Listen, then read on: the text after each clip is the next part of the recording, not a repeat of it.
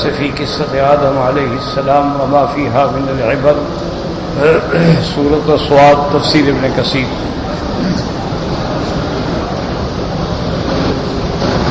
الحمد لله رب العالمين والصلاة والسلام على أشرف الأنبياء وسيد المرسلين سيدنا محمد وعلى آله وأصحابه أجمعين. اللهم صل على سيدنا محمد وعلى آل سيدنا محمد كما صليت على إبراهيم وعلى آل إبراهيم في العالمين إنك حميد مجيد. أعوذ بالله من الشيطان الرجيم. بسم الله الرحمن الرحيم.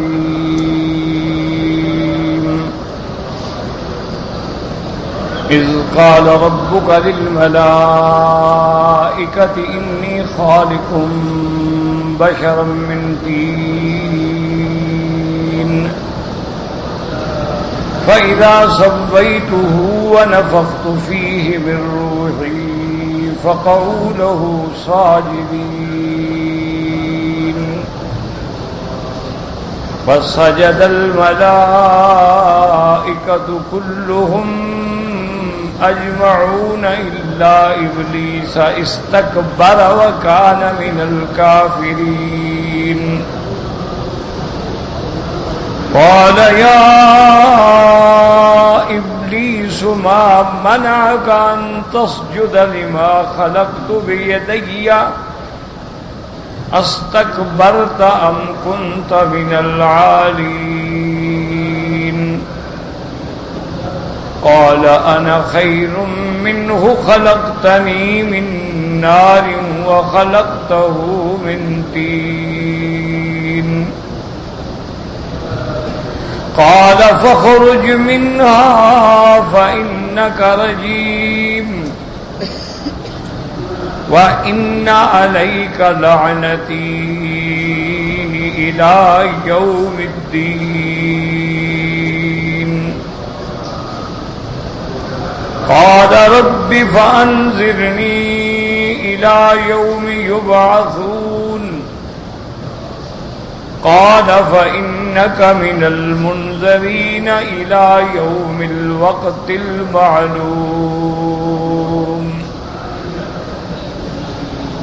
قال فبعزتك لأغوينهم أجمعين إلا عبادك منهم المخلصين.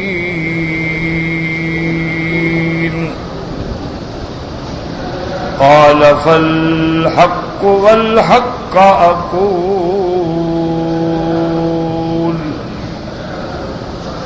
لأملأن جهنم منك وممن تبعك منهم أجمعين.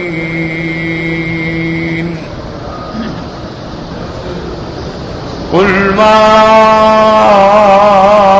أسألكم عليه من أجر وما أنا من المتكلفين.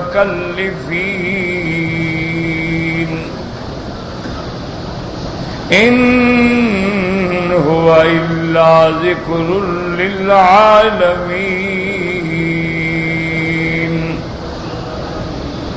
ولتعلمن نبأه بعد حين. اللہ تبارک و تعالی نے کلام مقدس کی ان آیات میں جو سورۃ صاد کی تقریباً آخری آیات ہیں قصہ سیدنا آدم علیہ السلام کا ذکر فرمایا ہے.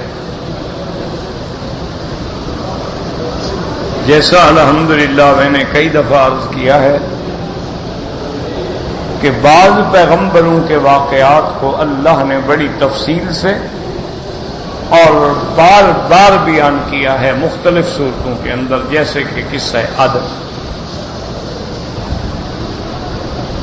یہ قصہ سورۃ البقرہ میں بھی موجود ہے اور سورۃ صاد میں بھی پڑھ رہے ہیں، اور بھی کئی مقام، کہیں تفصیل ہے کہیں اجمال. اسی طرح سیدنا ابراہیم الخلیل علیہ السلام کا قصہ بھی اللہ نے کئی صورتوں میں ذکر کیا. اسی طرح سیدنا موسیٰ علیہ السلام، سیدنا عیسیٰ علیہ السلام کا قصہ بھی اللہ نے متعدد صورتوں میں بیان فرمایا. ہر چیز میں حکمت.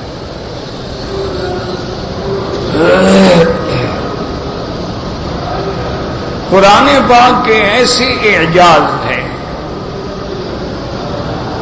کہ جوں جوں وقت گزرتا جا رہا ہے اللہ کی شان ہے قرآن کا اعجاز اور زیادہ کھلتا جا رہا ہے. کیونکہ قرآن اللہ کی آخری کتاب ہے، اس کے بعد کوئی کتاب نہیں. رحمت دو عالم آخری نبی ہیں، کوئی بس آپ کے بعد کوئی نبی نہیں. تو اس لیے اتنا اس کے اندر جو اعجاز ہے نا جی، مثلا ابھی کمپیوٹر آ گیا، بڑے وسائل آ گئے، اس سے اور اعجاز ظاہر ہوئے. پہلے ان باتوں پہ کوئی غور بھی نہیں کرتا تھا.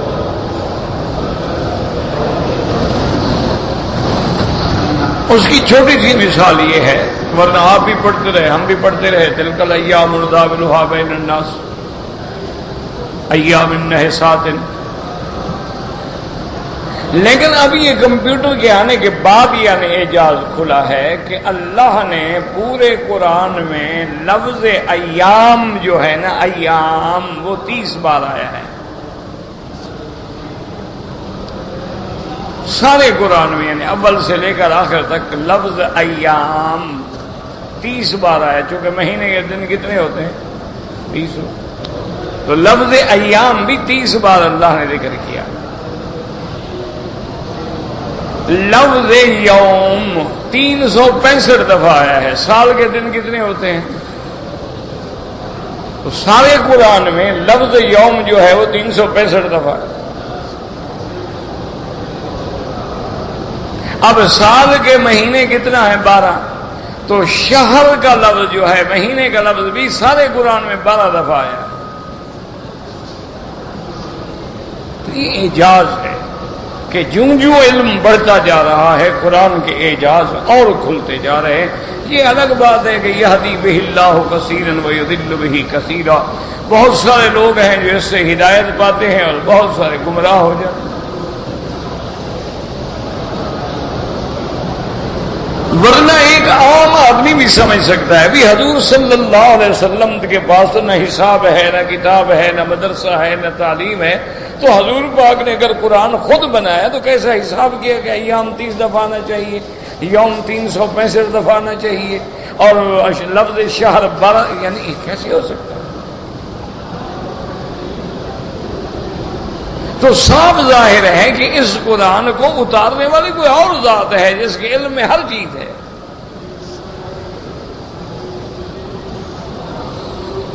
تو اسی لیے ہمیشہ یاد رکھیں کہ اگر اللہ نے قرآن میں آدم علیہ السلام کے قصے کو بار بار ذکر کیا ہے، جاہل کہتے ہیں جی کیوں ذکر کیا، وہ ایک دفعہ کافی تھا. بعض معاندین اسلام جو ہیں، دشمنان اسلام جو ہیں، اعداء اسلام جو ہیں، وہ کہتے ہیں دیکھو جی اللہ نے ایک قصے کو بار بار بیان کیا، کیا ضرورت ہے؟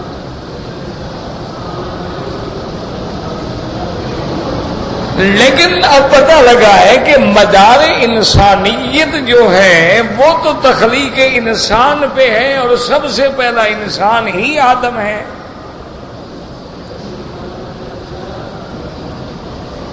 دیکھو نا آج جدید سائنس جو ہے، جدید میڈیکل سائنس جو ہے وہ ترقی کر رہی ہے نا کہ جی یہ مادہ منویہ کیا ہے، اور اس کے اندر کتنے جرثومات ہوتے ہیں، اور پھر اس کی مقدار کتنی ہے، اور مرد میں کتنی ہے، عورت میں کتنی ہے، مرد کا رنگ کیا ہے، عورت کا رنگ کیا ہے، اس کے اندر کون کون سے جین پائے جا سکتے ہیں، کیسے ڈی این اے ٹیسٹ مل سکتا ہے.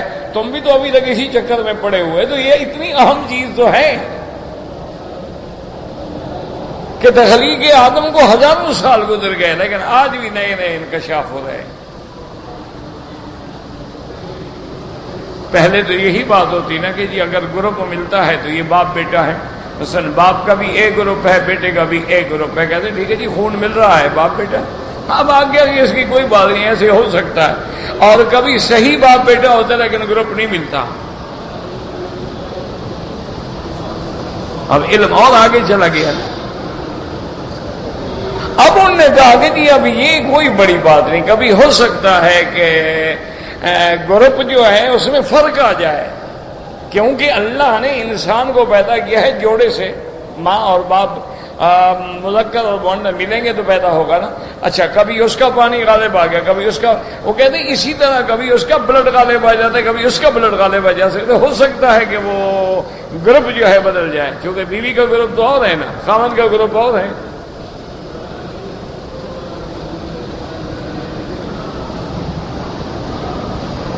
اب انہوں نے کہا کہ قابل اعتبار چیز جو ہے وہ DNA ٹیسٹ ہے، لیکن ہو سکتا ہے کہ 2 سال بعد کہیں کہ یہ بھی قابل اعتبار نہیں، اور کوئی چیز آ جائے۔ تو اس لیے اللہ نے آدم علیہ السلام کے قصے کو بار بار بتایا ہے کہ اگر ایک بندے کو سمجھ آ جائے کہ تخلیق آدم کیا ہے، آدم کیا ہے، انسان کیا ہے، بشر کیا ہے، تو وہ تو سارا دین سمجھ جائے گا، ورنہ ہمیشہ بھٹکتا رہے گا۔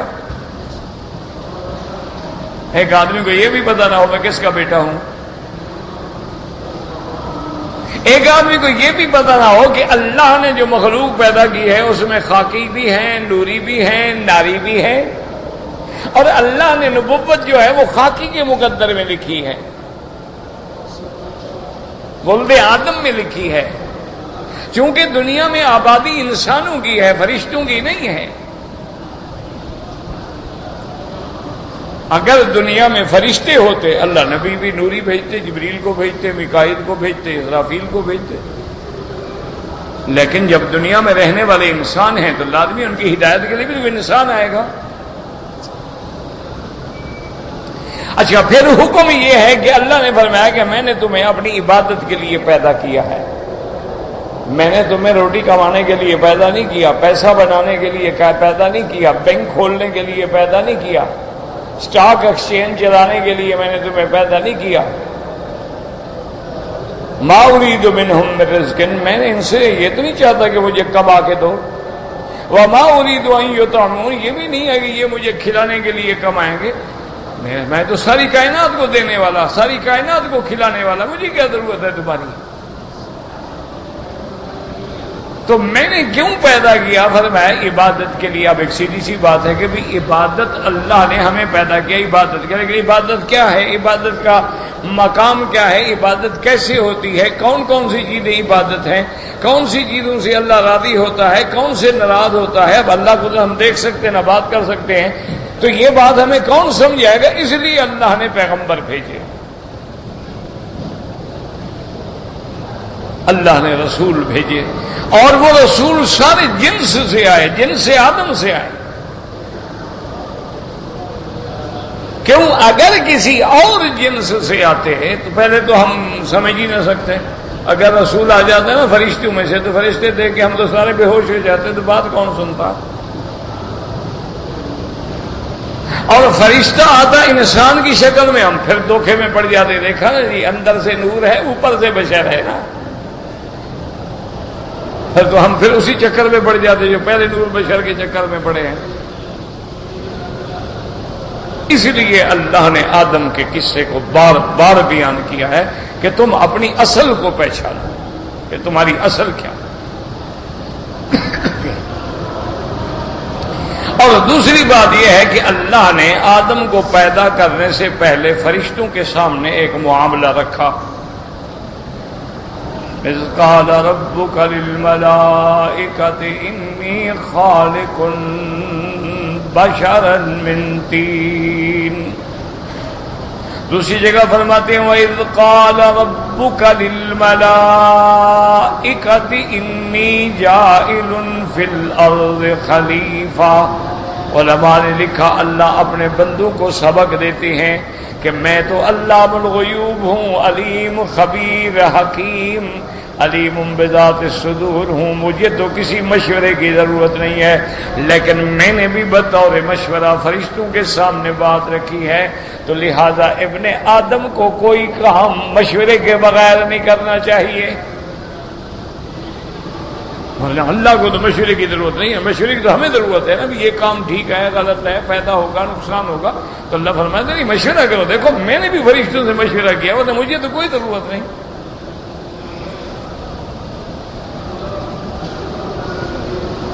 اللہ نے فرشتوں کے سامنے یہ بات رکھی کہ انی خالق بشرا من طین. یاد رکھیں جہاں بھی ذکر آیا تین کا آیا، تراب کا آیا، سلسال کا آیا، حمام مسنون کا آیا، لیکن اس کا معنی یہ نہیں کہ انسان صرف مٹی سے پیدا ہوا ہے. انسان میں 4 عناصر ہیں. یاد رکھیں انسان میں 4 عناصر ہیں. مٹی بھی ہے، پانی بھی ہے، ہوا بھی ہے، آگ بھی ہے. انسان میں 4 عناصر. دیکھا نہیں ہے کبھی آنکھوں سے پانی بہ رہا ہے، کبھی آپ دیکھیں تو ہاتھ گرم ہو کے گویا آگ نکل رہی ہے، اور کبھی آپ سانس لے رہے ہیں، ہوا ہے تو سانس لے رہے ہیں. تو اس لیے اللہ نے انسان کو مرکب من العناصر الاربعہ. اچھا کبھی کبھی آپ دیکھیں نا گویا کہ 2-4 دن میں پوری مٹی نکل آئے گی بدن سے، مسام کھل جائیں تو مٹی بہ رہے. تو اللہ نے انسان کو عناصر 4 سے پیدا کیا ہے، لیکن جزو اعظم جو ہے وہ مٹی ہے. صرف مٹی سے نہیں بنایا. یاد رکھو مٹی کو باقاعدہ پانی ڈالا گیا، مٹی بنائی گئی، اس کو پکایا گیا، پھر اس میں روح پھونکا گیا. تو ایک چیز نہیں ہے، 4 عناصر ہیں. لیکن اللہ نے باقی چیزوں کا کسی جگہ بھی ذکر نہیں کیا. جہاں بھی ذکر کیا صرف یہی ذکر کیا کہ میں نے آدم کو مٹی سے بنایا ہے. اس کی وجہ یہ ہے، علماء نے فرمایا کہ جزو اعظم جو ہے وہ مٹی ہے. اچھا کسی جگہ اللہ نے یہ بھی فرما دیا کہ میں نے تم سب کو مٹی سے بنایا ہے. کسی جگہ تو آتا ہے نا آدم کو میں نے مٹی سے بنایا، کسی جگہ آتا ہے سب کو میں نے مٹی سے بنایا. منہا خلقناکم وفیہا نعیدکم وَمِنْهَا نُخْرِجُكُمْ تَارَةً أُخْرَى. اللہ نے فرمایا تم کو میں نے اسی مٹی سے پیدا کیا ہے اور اسی مٹی میں لوٹ کے آنا ہے، پھر میں نے تجھے اسی مٹی سے اٹھانا ہے. تو یہاں پیدا معلوم ہوتا ہے کہ سب کو اللہ نے مٹی سے پیدا کیا. اچھا ایک جگہ قرآن جمع کے صیغہ بھی کہ هُوَ الَّذِي خَلَقَكُم مِّن تُرَابٍ، وہ ذات جس نے تم سب کو مٹی سے پیدا کیا ہے. تو اس لیے علماء بعض کہتی ہیں کہ اس کا معنی یہ ہوتا ہے کہ تم کو مٹی سے پیدا کیا. کیا معنی؟ تمہارے ابے کو مٹی سے پیدا کیا. الاب الابعد جو سب سے پہلا باپ ہے اس کو مٹی سے پیدا کیا. جب ہم اس کی اولاد ہیں اسی لیے ہمیں بھی نسبت کر دیا، ورنہ اولاد آدم کو تو اللہ نے نطفے سے پیدا کیا ہے.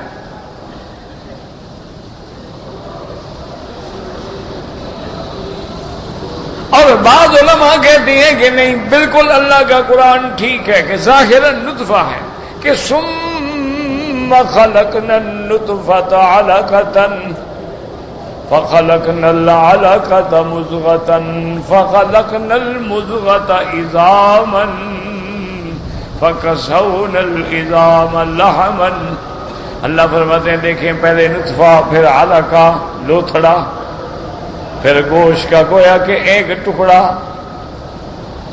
اس کے بعد اللہ ہڈیوں پہ گوشت چڑھاتے ہیں. ثم انشأناہ خلقا آخر، پھر اللہ حکم دیتی ہیں روح پھونکی جاتی ہے. فتبارک اللہ احسن الخالقین. اسی کی ذات ہے جو سب سے بہتر پیدا کرنے والے ہیں. کہ بچہ ماں کے پیٹ میں ہے، ماں نہیں جانتی، لیکن اندر ساری مشینری اللہ کے حکم سے کام کر رہی ہے. ماں تو اس وقت دیکھتی اچھا جی اب حیضانہ بند ہو گیا، حمل ٹھہر گیا، اب تھوڑا پیٹ نکلنا شروع ہوا جی، اچھا اب حمل ظاہر ہونا شروع ہو گیا. تھوڑی تھوڑی بچے نے حرکت کی تو پتہ لگا کہ ہاں جی بچے کی حرکت شروع ہو گئی. لیکن وہ بیچاری کوئی تفصیل تو نہیں جاتی نا کہ اندر جو پیدا ہو رہا ہے یہ ہے کیا. لڑکا ہے نہیں جانتی، لڑکی ہے نہیں جانتی، اندازے ہیں، ظنی باتیں ہیں، کبھی سچ ہو گئی کبھی غلط ہو گئی۔ پہلے دور میں بھی بوڑھی بوڑھیاں جو تھی نا وہ کہتی تھی یہ جو چل رہی ہے نا یہ دائیں پاؤں پہ پاؤں زور رکھ رہی ہے اور بائیں پاؤں پہ اتنا زور نہیں دیتی، ہاں لڑکا پیدا ہوگا، یہ اندازے ہیں۔ اب الٹرا ساؤنڈ آ گئی، وہ بھی ایک ضمنی بات ہے،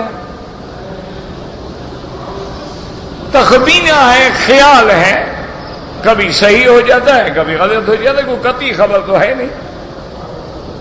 اچھا اگر چلو ہم مان لیں کہ ان کے اندر بھی صحیح پتہ لگ جاتا ہے، لیکن یہ تو کسی کو پتہ نہیں لگتا نا کہ اس کی عمر کیا ہے۔ ابھی ایسا الٹرا ساؤنڈ تو کوئی نہیں بنانا جو یہ بتا دے کہ جو بچہ پیٹ میں ہے یہ 50 سال زندہ رہے گا یا 100 سال۔ اور ایسا الٹرا ساؤنڈ بھی ابھی تک کوئی نہیں بنا کہ یہ بتا دے کہ یہ بندہ جو اندر بچہ پیٹ کے اندر ہے یہ سعید ہے یا شقی ہے، جنتی ہوگا یا جہنمی ہوگا۔ کوئی الٹرا ساؤنڈ ایسا ابھی تک نہیں بنا، کوئی الٹرا ساؤنڈ ایسا نہیں بنا جو بتا سکے کہ یہ ماں باپ کا فرما بردار ہوگا یا ماں باپ کو جوتے مارے گا۔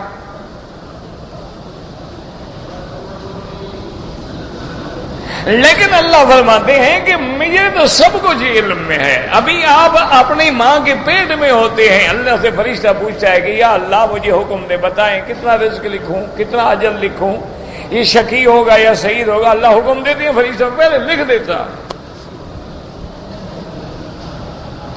یہ تو ہم بلا وجہ ٹکریں مارتے ہیں، جھوٹ بولتے ہیں، رشوت کھاتے ہیں، دھوکہ دیتے ہیں، سود کھاتے ہیں، فریب کرتے ہیں۔ رزق تو مقدر ہے، جو ملنا ہے وہ ملے گا، وہ تو نہ بڑھ سکتا ہے نہ کم ہو سکتا ہے، اللہ نے پہلے لکھ دیا ہے۔ اسی بھی یہ تورات میں آتا ہے نا کہ اللہ نے فرمایا کہ یا ابن آدم خلقتک لعبادتی فلا تلعب، اے آدم کے بیٹے میں نے تجھے اپنی عبادت کے لیے پیدا کیا ہے، تم صرف کرکٹ ورکٹ کھیل کے نہ وقت گزارو۔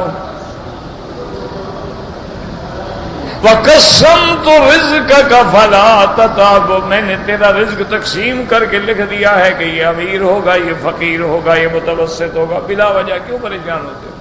بس محنت کرو، باقی اللہ پہ چھوڑ دو۔ ایک باپ کے 2 لڑکے ہوتے ہیں، ایک کروڑوں پتی ہے، ایک بھیک مانگتا ہے، ایک عالم ہے ایک جاہل ہے، ایک شریف ہے ایک کمینہ ہے، ایک ہی باپ کی اولاد ہے۔ یہ اس کا نظام ہے، اس کے آپ کے ہاتھ میں نہیں ہے۔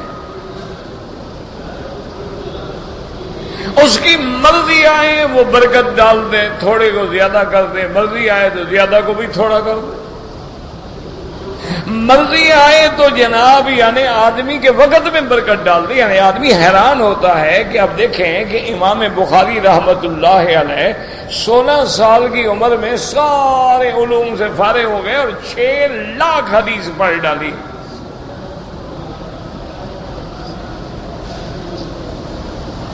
تمہارے تو کسی بڑے مولوی کو بھی 600 حدیث نہیں آئے گی، کہہ دینا تو بڑا آسان ہے، سنا نہیں سکے گا۔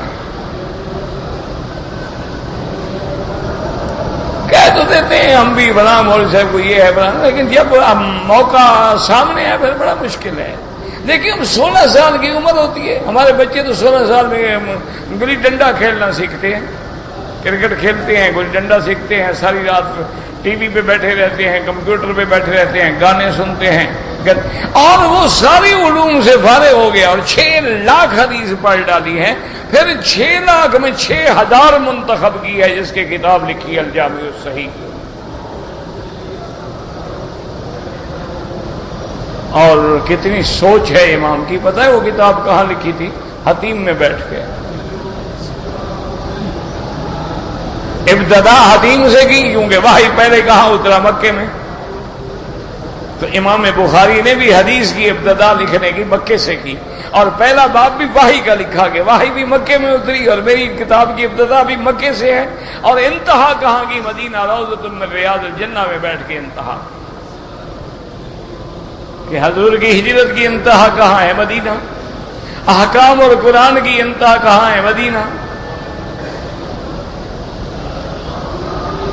وہ یہ اللہ کا نظام ہے، اللہ چن لیتے ہیں اپنے بندوں. ہم ان کی لکھی ہوئی کتابوں کا مطالعہ بھی نہیں کر سکتے، پڑھ بھی نہیں سکتے. 300 جلد کی کتابیں لکھی ہیں اماموں نے. ہم تو صرف اعتراض کرتے ہیں نا، فلاں امام غلط اور فلاں امام غلط، فلاں امام غلط اور صرف تم صحیح ہو، باقی سب غلط ہیں، صرف یہ اعتراض کرنے والا صحیح ہے، جس کو وضو کا طریقہ بھی نہیں آتا، جس کو لفظ وضو اور وضو کا فرق بھی نہیں آتا.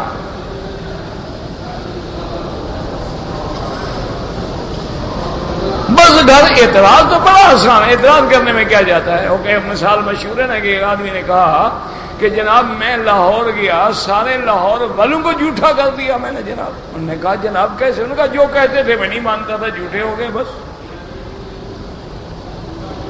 جو بات وہ کہتے تھے میں نہیں مانتا تھا، لہٰذا وہ سارے جھوٹے ہو گئے.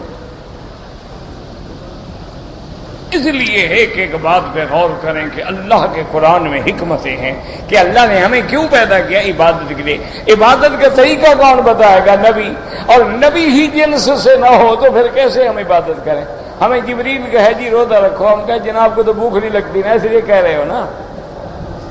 تمہیں بھوک لگے، گرمی میں کام کرنا پڑے، پتھر توڑنے پڑے، شام کو 90 ریال یا 100 ریال ملے، روزہ بھی ہو، پھر دیکھیں کہ جبریل صاحب کتنے روزے رکھتے ہو. ہو گیا بھی زنا نہیں کرنا. ہونے کہا تم تو مرد ہی نہیں ہو، تم تو فارغ ہو، تمہارے اندر تو خواہش ہی نہیں ہے نا. شابت ہو، جوان عورت ملے اور پھر چھوڑو، پھر مانے. اس لیے اللہ نے جنس سے نبی بھیجا ہے کہ روزے کا حکم نہیں دیتا، خود بھی روزہ رکھتا ہے. نماز کا حکم نہیں دیتا، خود بھی نماز پڑھتا ہے. تہجد کا حکم نہیں دیتا، خود بھی تہجد پڑھتا ہے. حلال کھانے کا حکم نہیں دیتا، خود بھی حلال کھاتا ہے. زنا سے بچنے کا حکم نہیں دیتا، خود بھی پاک ہے. تو اب ہمارے لیے اتباع کرنا جی. اس لیے اللہ نے آدم کے قصے کو کھول کے بیان کیا کہ ہر نبی نے تو اسی کی اولاد میں آنا ہے نا. تو جب آپ ابے کو ہی نہیں پہچانیں گے تو پھر اولاد کو کیا پہچانیں گے؟ اسی لیے قرآن بار بار زور دیتا ہے. ورنہ آج بھی جاہل کہتے ہیں نا اور جی حقیقت محمدی جو ہے نا اس کا تو پتہ ہی نہیں ہے جی، پتہ ہی نہیں لگتا کہ بس ایمان ہے ہمارا لیکن پتہ نہیں ہے. جب پتہ ہی نہیں ہے کلمہ کس کا پڑھتے ہو بے وقوف؟ جب تمہیں نبی کی حقیقت کا علم ہی نہیں ہے تو کلمہ کس کا پڑھ رہے ہو؟ اس لیے فرماتے ہیں وَإِذْ قَالَ رَبُّكَ لِلْمَلَائِكَةِ إِنِّي خَالِقٌ بَشَرًا مِّن طِينٍ فَإِذَا سَوَّيْتُهُ، جب میں اس کو بنا لوں. اللہ نے جنت میں آدم علیہ السلام کو بنایا اور اس کا جسد جو تھا، وجود جو تھا، ڈھانچہ جو تھا، اور کا یہ ہیکل جو تھا، یہ سٹرکچر جو تھا، یہ بن کے جنت میں تھا. ابلیس بھی جنت میں رہتا تھا. وہ کبھی کبھی گزرتا اور کہتا لا ادری اللہ عالم، یہ کیا چیز، پتہ نہیں کیا اللہ میں کیا پیدا کریں، کیا بنا رہے ہیں، کچھ سمجھ ہی نہیں آتی بات. ایک دن اس نے اوپر کی جانب سے پھونک ماری اور ہوا جو تھی نیچے سے نکل گئی. کہنے لگا پتہ نہیں اللہ کیا بنا رہے ہیں، لیکن جو چیز بھی بنا رہے ہیں اندر سے کھوکھلی ہوگی، وہ سنبھل نہیں سکے گی، کیونکہ اگر چیز مضبوط ہو، بھری ہو تو ٹھہرے گی نا، کھوکھلی ہوا آئے گی. لیکن پتہ نہیں کیا ہے. اس لیے اللہ تعالیٰ فَإِذَا سَوَّيْتُهُ، مانا کئی دن میں اللہ نے بنایا ہے کہ جب میں آدم علیہ السلام کو پورے کا پورا بنا دوں وَنَفَخْتُ فِيهِ مِن رُوحِي، اور اپنی طرف سے اس میں روح ڈال دوں، جان ڈال دوں. روح کیا ہے یاد رکھو.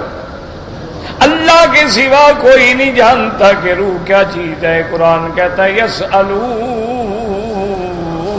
عن الروح قل الروح من امر ربی وما اوتیتم من العلم الا قلیلا۔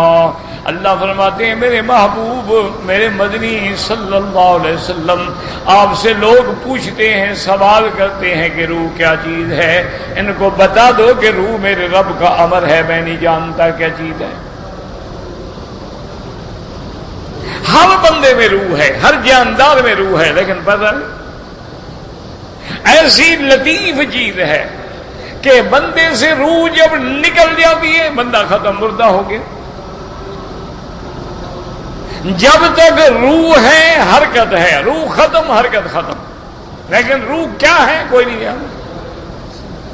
لیکن یاد رکھو کہ جیسے جسد چیز ہے روح بھی چیز ہے، گو وہ لطیف ہے، اللہ کے سوا کوئی نہیں جانتا۔ لیکن قرآن یہ تو کہتا ہے کہ ان الابرار لفی علیین، نیک لوگوں کی روحیں علیین میں ہوں گی، 7ویں آسمان پہ۔ تو کچھ ہے تو وہاں ہوگا نا، اگر کچھ ہی نہ ہو۔ وَإِنَّ الْفُجَّارَ لَفِي سِجِّينٍ، اور کافروں کی روحیں جو ہیں 7 زمینوں کے نیچے جہنم کے گڑھے میں ہوں گی۔ اور اسی طرح حدیث میں ہے کہ جب مومن کی روح لے کے فرشتے جاتے ہیں تو جنت کے کفن پہناتے ہیں۔ اللہ فرماتے ہیں میرے بندے جسد کو کفن بندے دیتے ہیں، لیکن روح کو کفن تو میں دیتا ہوں۔ تم تو بندے پہ جسد کو کفن پہنا رہے ہو، انہیں چادر ڈال دی، بڑا آدمی ہوا تو 2-4 اور چادریں ڈال دی، حالانکہ کیا فائدہ ہے اس میں 10 چادریں ڈال دو، کیا فائدہ ہے بلا؟ وہ مر گیا جان چھٹی کی سا ختم۔ لیکن روح کو فرشتے لے جاتے ہیں، اور پھر اس روح میں اتنی اثر ہوتا ہے، جس جس دروازے سے جنت کے جس آسمانوں کے دروازے سے گزرتے ہیں اس کی خوشبوئیں آتے ہیں، ملائکہ استقبال کرتے ہیں اور پوچھتے ہیں فرشتوں سے کس کی روح ہے؟ وہ کہتے ہیں فلاں کی روح لے کے جا رہے ہیں۔ اس کا مطلب ہے کہ روح بھی کوئی چیز تو ہے نا، لیکن وہ کیا ہے اللہ کے سوا کوئی نہیں جانتا۔ پھر اس روح کو علیین میں رکھا جاتا ہے، اور جو شہداء کی روحیں ہیں جو اللہ کے راستے میں شہید ہوتے ہیں، ان کی ارواحہم فی طیر خضر، اللہ فرماتے ہیں کہ ہم ان کو جنت میں ایک نیا جسہ دیتے ہیں، سبز رنگ کے پرندے ہوتے ہیں، ان کے اندر ان کے روحوں کو ڈال دیتے ہیں، تسرح حیث شاء، حکم دیتی ہیں اڑو پھرو جنت میں جہاں چاہو جاؤ۔ تو دنیا میں ان کا ٹھکانہ جسد تھا، اب جنت میں ماشاءاللہ وہ پرندوں کے اندر آ گئے، وہ پرندے بھی تو جنت کے ہیں۔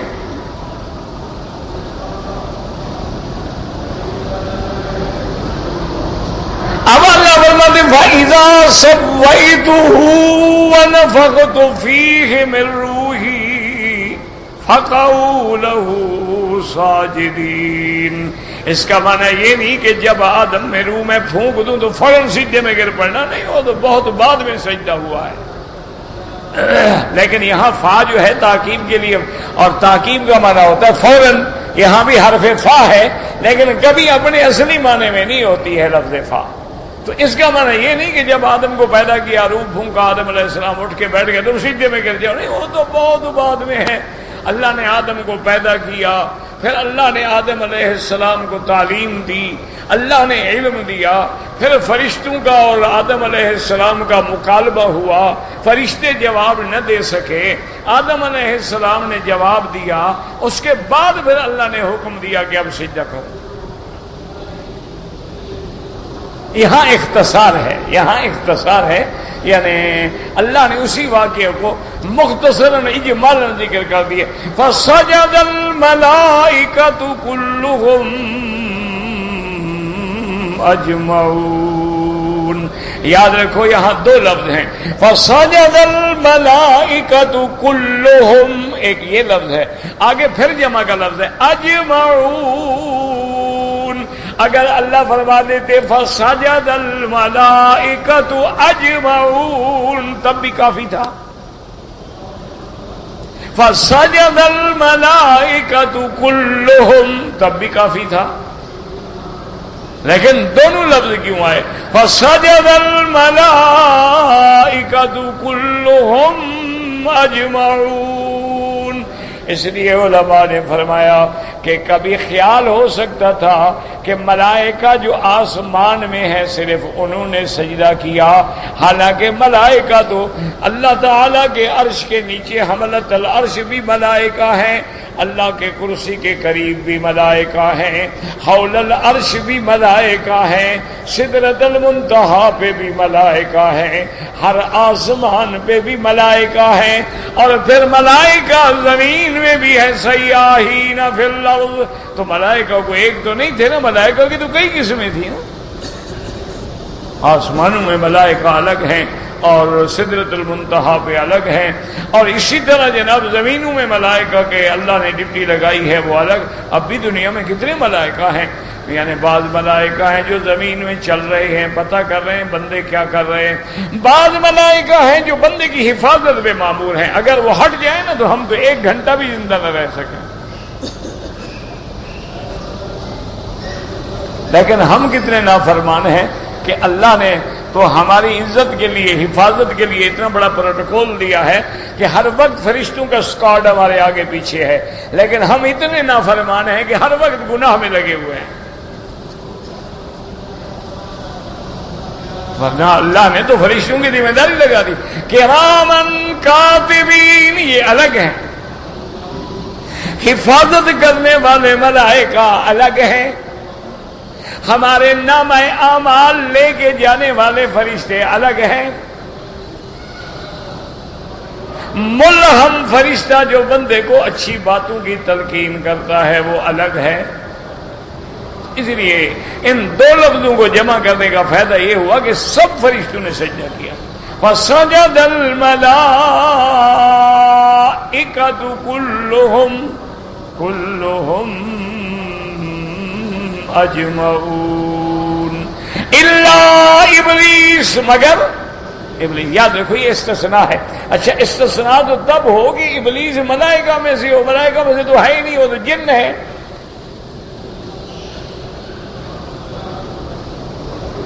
یعنی ہم مثال سمجھیں آسانی سے، میں کہوں کہ جناب میری دعوت پہ سارے بندے جو ہیں آئے، فلاں بندہ نہیں آیا، ہم میں یہ تو نہیں کہوں گا نا کہ میری دعوت میں سارے بندے آئے تو فلاں گھوڑا نہیں آیا، یہ کو بات ہے۔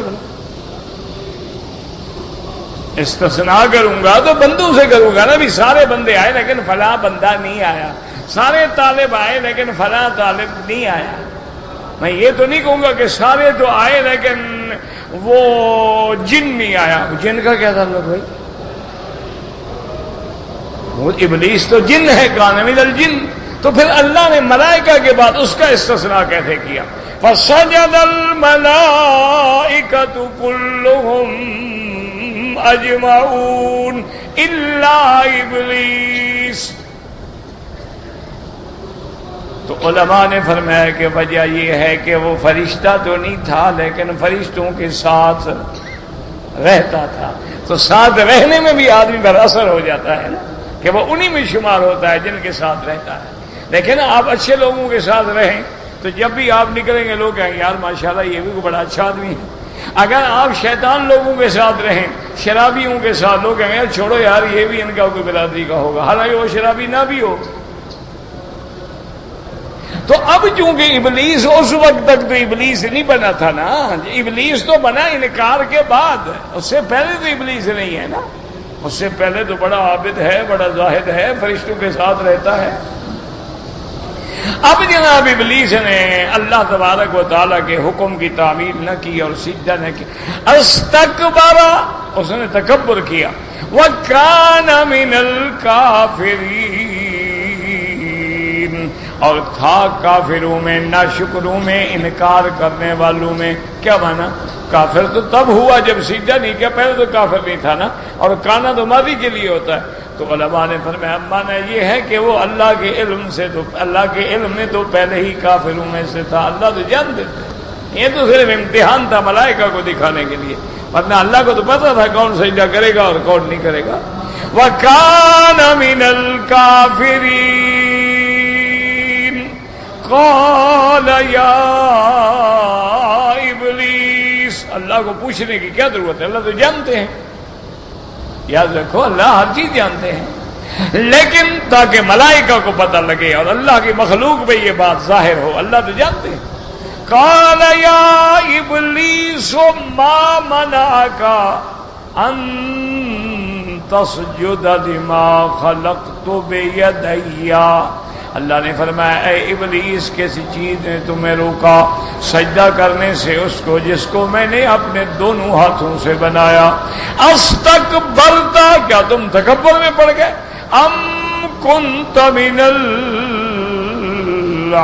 العالین، یا ہو بھی تم کوئی بڑی چیز اس لیے تم نے سجدہ نہیں کیا ہے کہ کیوں تم نے اللہ تعالیٰ نے اللہ کے حکم کی۔ اور یہاں سے معلوم یہ ہوا کہ اللہ نے جیسے ملائکہ کو حکم دیا تھا اس کو بھی حکم دیا تھا۔ بعض علماء نے فرمایا کہ جب ملائکہ کے ساتھ رہتا تھا تو جو حکم ملائکہ کو تھا ساتھ رہنے والے خود بخود تابع ہو گئے، جیسے اللہ حکم قرآن میں مردوں کو دیتے ہیں عورتیں تابع ہو جاتی ہیں، جیسے اللہ تبارک و تعالیٰ کسی بڑے کو حکم دے تو چھوٹے خود بخود تابع ہو جاتے ہیں۔ اور بعض علماء نے فرمایا کہ ان کے لیے بطور خاص امر بھی تھا کہ دوسری آیت میں آتا ہے کہ تم نے کیوں سجدہ نہیں کیا لما امرتک، جب میں نے تم کو حکم بھی دیا، کیا تم تکبر میں آ گئے، یا تم ہو ہی کوئی بڑی مخلوق نرالی مخلوق کہ تم اللہ کے حکم کے آنے کے باوجود بھی تم نے آدم علیہ السلام کو سجدہ نہیں کیا۔ اچھا، اور یہاں سے ایک بات سمجھ لیں کہ آدم انسان ہے، اگر اللہ کے حکم پر آدم کو ملائکہ میں سے اس نے سجدہ نہ کیا تو کیا بن گیا، ابلیس، اور لعنت قیامت تک، یعنی آدم کو سجدہ ایک سجدہ نہ کرے تو لعنتی بن جائے، تم اللہ کو روزانہ 5 سجدے نہ کرو تم کیا بن جاؤ گے؟ اچھا، اس نے تو بندے کو سجدہ نہیں کیا، تم خدا کو بھی سجدہ نہ کرو نماز نہ پڑھو، تمہارا کیا حال ہوگا؟ اس لیے اندازہ کر لیں کہ بے نماز کا کیا مقام ہے۔ اللہ بچائے اور اللہ ہر مسلمان کو صحیح معنوں میں نمازی بنائے۔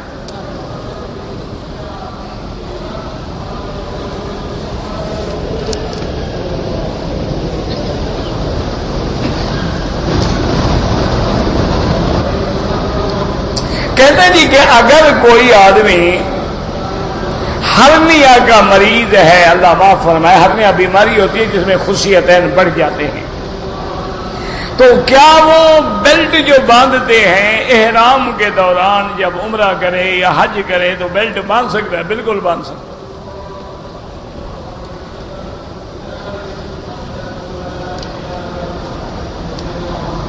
اب دیکھو نا کہ سر پہ مرد کو حالت احرام میں کپڑا رکھنا منع ہے، لیکن سر پہ زخم ہو پٹی لگی ہو کوئی منع نہیں، مجبوری ہے۔ اسی طرح وہ بندہ بیچارہ اس بیلٹ کو جب تک نہ کھینچے وہ تو چل ہی نہیں سکتا، تو اگر وہ بیلٹ لگائے تو کوئی حرج نہیں۔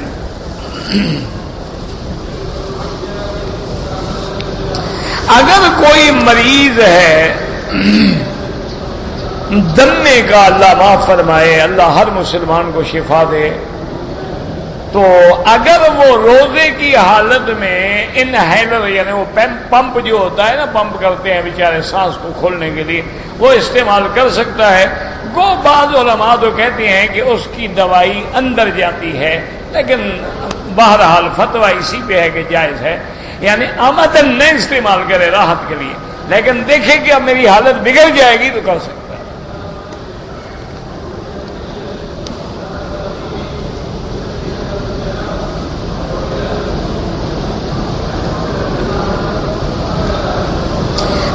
کہ میری بہن کا شوہر جو ہے وہ اپنے بیوی بچوں کا تعاون نہیں کرتا، پیری مریدی کے چکر میں ہے، میری بہن کے 2 بچے ہیں، دونوں معذور ہیں بیچارے، اور شوہر بھی امداد نہیں کرتا، میں زکوٰۃ دے سکتا ہوں؟ بالکل دے سکتے ہیں، زکوٰۃ اپنی غریب اور مستحق بہن کو دے سکتے ہیں. یاد رکھو کوئی ضرورت نہیں ہوتی کہ آدمی بتائے اس کو کہ یہ زکوٰۃ کے پیسے ہیں. تمہاری نیت ہے زکوٰۃ ہے، بس ختم ہو گئی بات. بتانے کی کوئی ضرورت نہیں. یاد رکھو کہ زکوٰۃ تم اپنی بیٹی یا بیٹے کو یا ان کی اولاد کو نہیں دے سکتے. باپ کا باپ، دادا، نانی، نانا، ان کو نہیں دے سکتے. باقی بہن ہے، چچا بھائی ہیں اور جتنے رشتے دار ہیں سب کو دے سکتے. بلکہ ان کو دیا کرو، زیادہ ثواب ہے. ایک ثواب ملے گا زکوٰۃ ادا کرنے کا، ایک قرابت داری کا.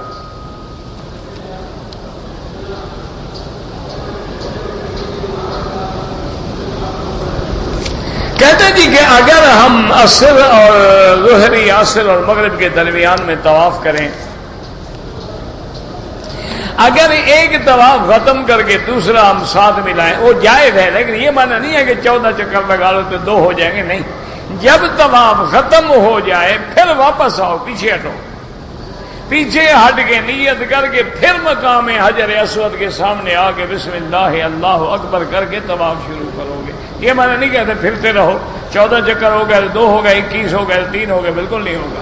ہر طواف ایک کو ختم کرو، دوسرے کے لیے پھر نیت، اور نیت دل میں ہوتی ہے، اس میں کوئی شبہ ہی نہیں. بسم اللہ اللہ اکبر وللہ الحمد.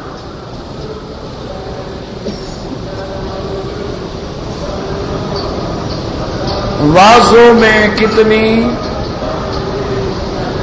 وازو اچھا وازو کیا ہوتا ہے؟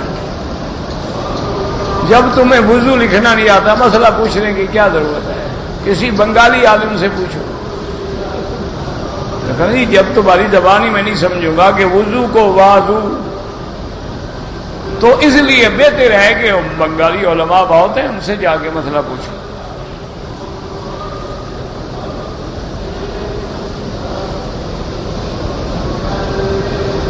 ہمارے جو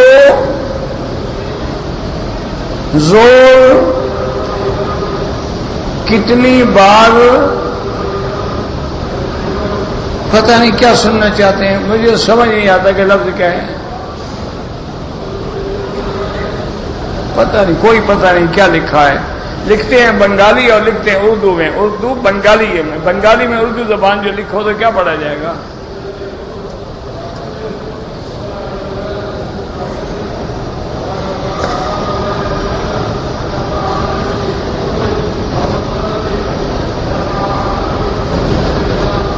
کوئی پتہ نہیں. ہم اپنے پیارے رب کو تو کہہ کر پکاریں، پتہ نہیں کیا لکھا ہے. بہرحال جب بھی اللہ کو پکاریں تو احترام سے یا اللہ، یا رحمان، یا رحیم، یا خالق ہو، یا مالک ہو، اے میرے رب، میرے مہربان، رحم کرنے والے، یعنی ادب کے ساتھ پکاریں. باقی مجھے پتہ نہیں آپ نے لکھا کیا ہے، وہ نہیں پڑھا گیا. بس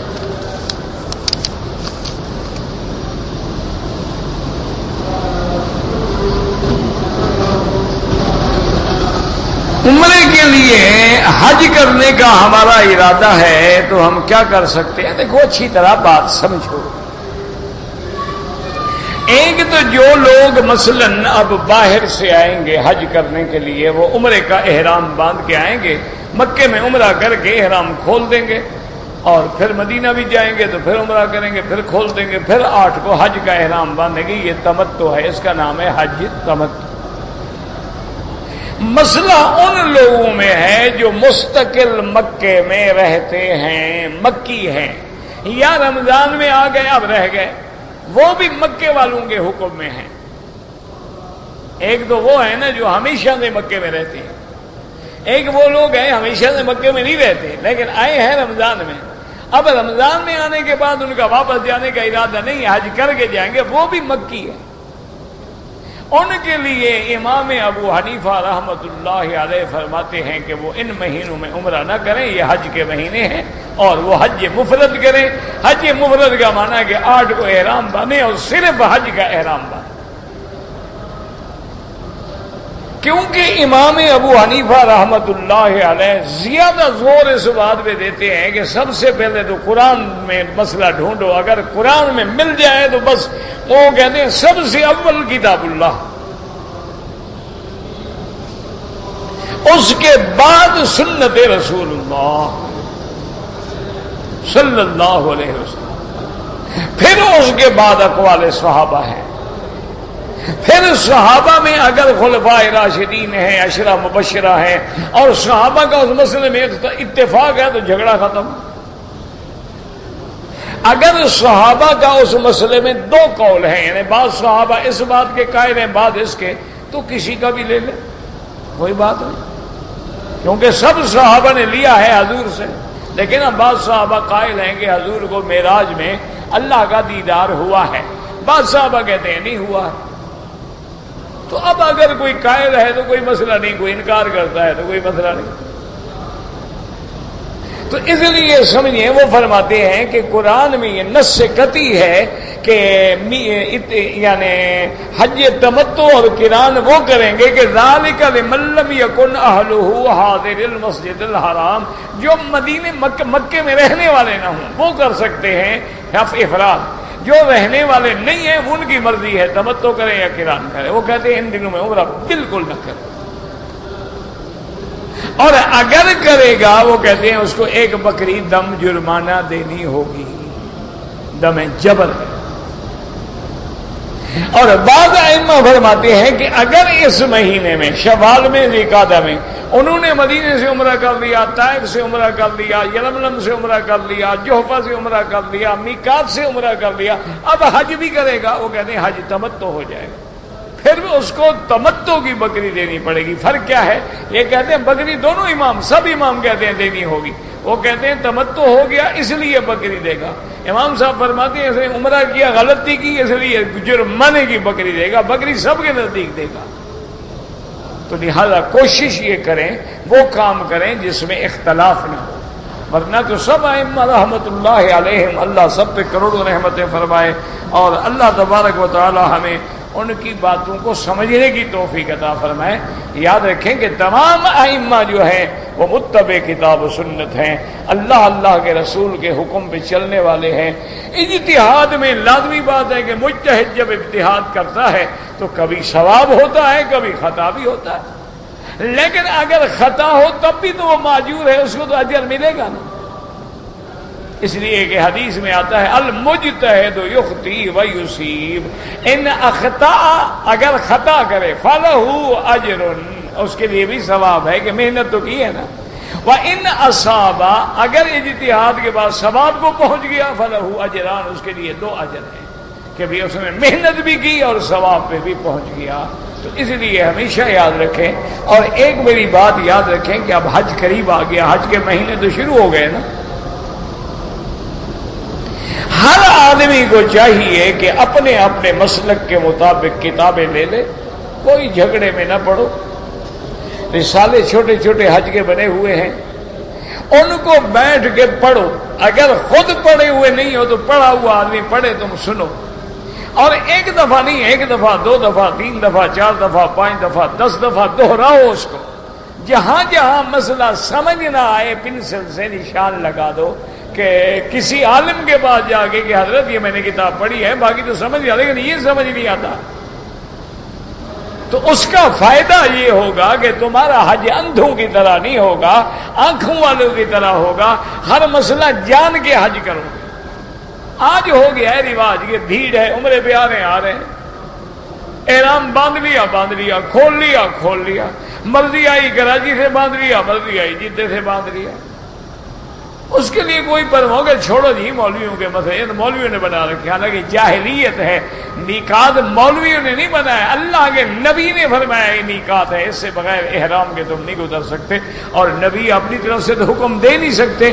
وما ينطق عن الهوى ان هو الا وحی یوحى، معنی یہ ہے کہ اللہ نے نبی کو حکم دیا اور نبی نے اپنی امت کو حکم دیا، تو اسی لیے کتابیں پڑھیں، ان کو بار بار پڑھیں، ہر زبان میں الحمدللہ کتابیں موجود ہیں، ہر لغت میں کتابیں موجود ہیں، اس کو پڑھیں، اپنے اوقات کو ضائع نہ کریں، زیادہ طواف کریں، تلاوت قرآن کریں، درود شریف پڑھیں، استغفار پڑھیں، اور وہ مسائل کی کتابیں پڑھ کے سمجھیں، جو سمجھ نہ آئے علماء سے پوچھ لیں۔